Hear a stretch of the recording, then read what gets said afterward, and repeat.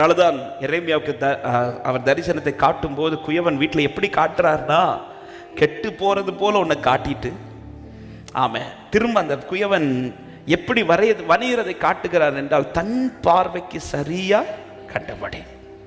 அப்ப குயவன் கையில் இருக்கிற மண்ணு எப்படிதான் உருவாக்கப்படணும்னு அந்த குயவன் விரும்புவார்னா, என் தன் பார்வைக்கு அவர் ஒரு பிக்சர் வச்சிருக்கிறார் பாருங்க.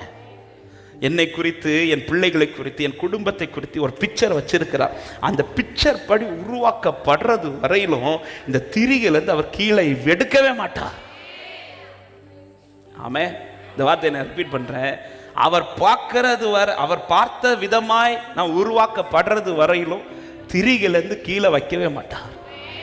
திரிகளை சுத்திட்டே தான் இருப்போம், சுத்திட்டே இருப்போம்.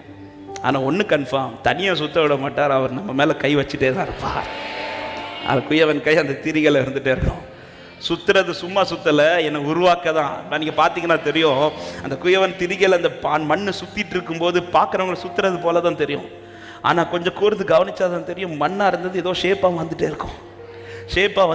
ஒரு டைம் வரும்போது பார்த்தா இப்படி ஒரு பாத்திரமா. அது இதே போல ஒரு நாள் வரும் உங்களுக்காக, அன்னை கர்த்தர் உங்களை அப்படி உருவாக்கி வச்சிருக்கிறார். எத்தனை பேர் நம்புறீங்க? எத்தனை பேர் விசுவாச கர்த்தர் என்னை உருவாக்கி கொண்டிருக்கிறார் என்று நிச்சயம் உள்ளவர்கள் நல்ல கைகளை தட்டி, என் தாய் உருவாகும் முன்னே என் கருவை கண்டீரையா,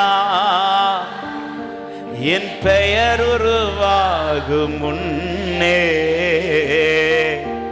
பெயர் சொல்லி சொல்லுங்க. எப்படிப்பா உமக்கு நன்றி சொல்லுவேன், சொல்ல வார்த்தையே இல்ல.